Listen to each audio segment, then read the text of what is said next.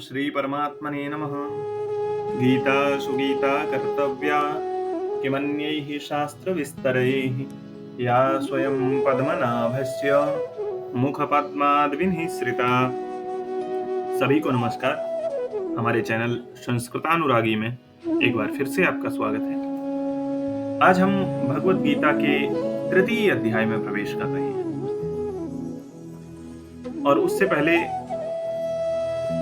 हम आपको बता दें कि अभी जो कुछ दिन का अंतराल आया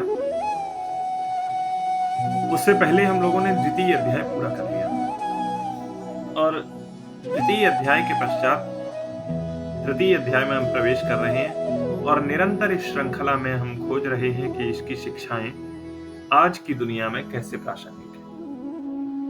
तो आइए बिना किसी विलंब के आरंभ करते हैं अपनी इस यात्रा का अगला पड़ाव। ओम श्री परमात्मने नमः। अथ तृतीयोऽध्यायः। अर्जुन उवाच ज्यायसि चेत् कर्मणस्ते मता बुद्धिर्जनार्दन तत्किं कर्मणि घोरे मां नियोजयसि केशव।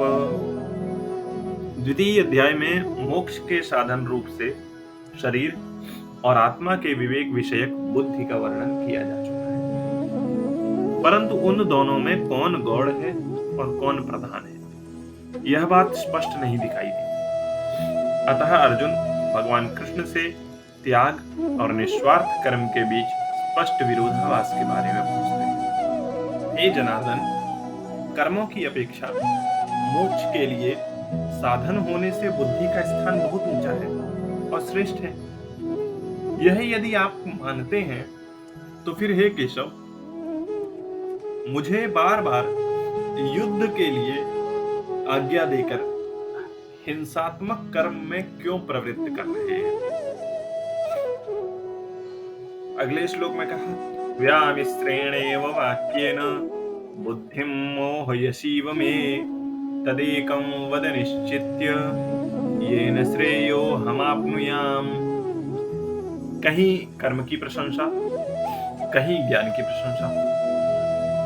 इस प्रकार की जो व्यामिश्र यानी संदेहजनक वाणी है आपकी, उसके द्वारा आप मानो मेरी बुद्धि को दोनों ओर से आंदोलित कर रहे हैं। इसलिए किसी एक ऐसे मार्ग को कहिए जिससे मैं परम श्रेय को प्राप्त कर सकूं, परम कर्म जान सकूं। अगले श्लोक में जो भगवान ने उत्तर दिया वो बताते हैं। श्री भगवान उवाच लोकेस्मिन् द्विविधा निष्ठा पुरा प्रोक्ता मया नघ ज्ञानयोगेन सांख्यानां कर्मयोगेन योगिनां। प्रश्न के अनुसार ही उत्तर देते हुए भगवान बोले, हे निष्पाप अर्जुन, इस मनुष्य लोक में शास्त्रोक्त कर्म और ज्ञान के जो अधिकारी हैं, ऐसे लोगों के लिए दो प्रकार की निष्ठा स्थिति अर्थात कर्तव्य तत्परता मेरे द्वारा बताई गई। वह दो प्रकार की निष्ठा कौन सी है?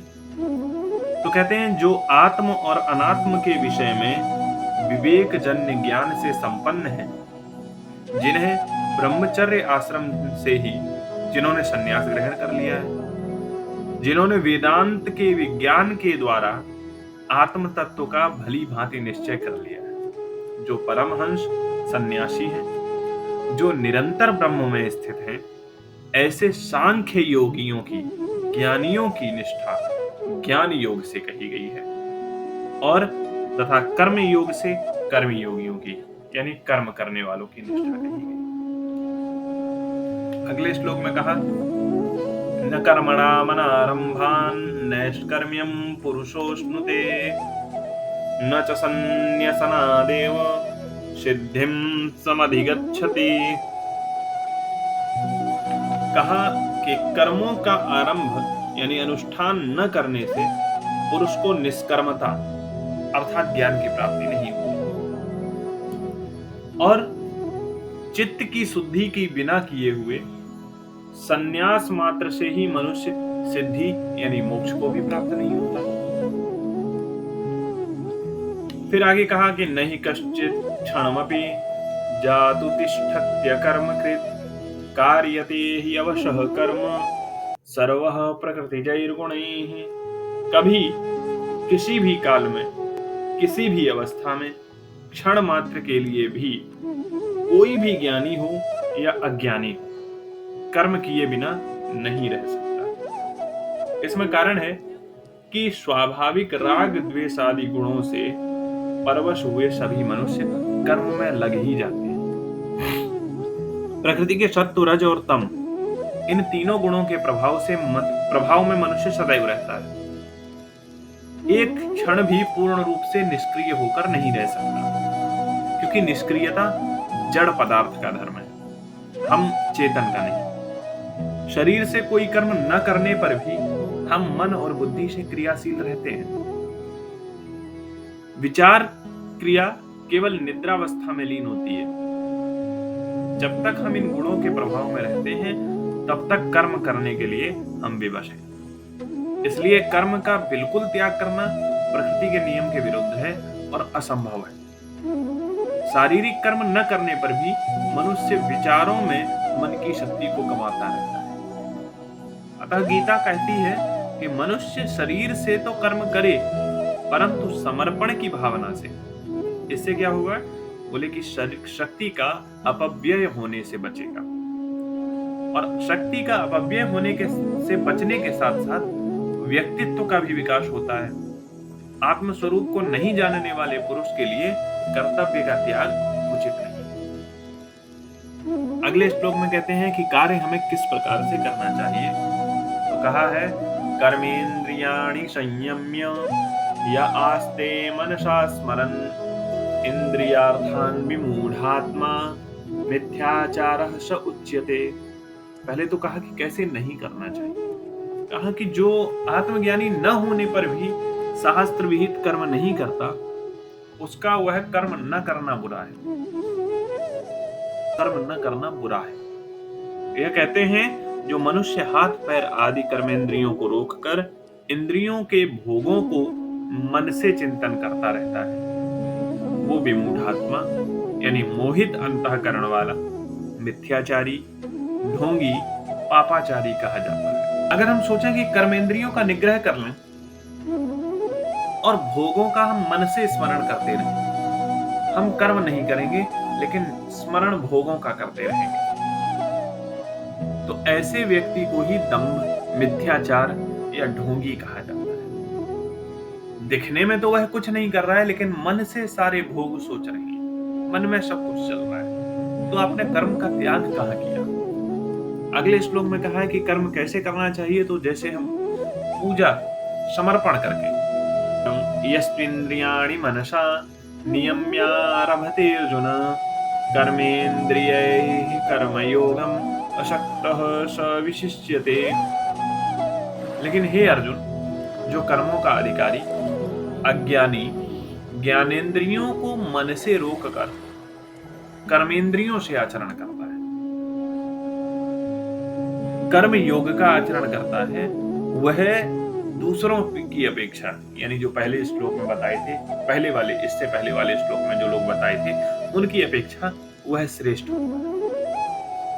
जिसने इंद्रियों को वश में कर लिया है, ज्ञानेंद्रियों को वश में करके कर्मेंद्रियों से आचरण करना है। कर्मेंद्रियां हमारे जो हाथ, पैर, जिह्वा इत्यादि हैं, और ज्ञानेंद्रियां, पंच ज्ञानेंद्रियां कौन कौन सी हैं, ये आप लिखेंगे, क्योंकि यह यात्रा केवल मेरी नहीं है, हम और आप साथ में मिलकर यात्रा कर रहे हैं। ज्ञानेंद्रियों के नाम लिखें, ये आप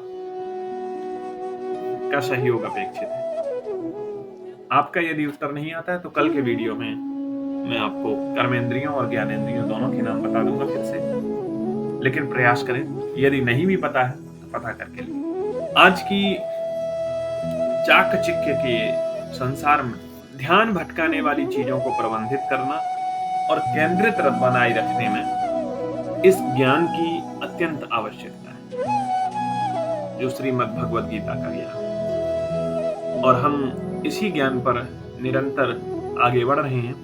अभी कुछ दिन का विलंब रहा, उसके लिए मैं क्षमा प्रार्थी हूँ। लेकिन अब हमारा प्रयास रहेगा कि प्रतिदिन इस श्रृंखला में कोई ना कोई एक वीडियो जुड़ता रहे, जो हमारी और आपकी इस यात्रा को निर्बाध रूप से चलाता रहे। आज का मुख्य प्रश्न, तो एक मैंने आपसे प्रश्न यही पूछ लिया कि ज्ञानेंद्रियों के नाम लिखें। लेकिन जैसे प्रतिदिन हम श्रृंखला के अंत में एक प्रश्न पूछते हैं, तो एक प्रश्न आज का, श्रीमद् भगवत गीता के तृतीय अध्याय का क्या नाम है? आज से हमने तृतीय अध्याय प्रारंभ किया है, तो तृतीय अध्याय का नाम आपको लिखना है। मिलते हैं कल के वीडियो में, और अभी तक हमारी इस यात्रा में साथ देने के लिए आपका हृदय से आभार। निरंतर हमारे साथ बने रहें। हम और आप मिलकर के इस यात्रा को आगे बढ़ाते रहें और ज्ञान के अमूल्य मोती यहाँ से निरंतर खोज करके लाते रहें। धन्यवाद। जय श्री कृष्ण।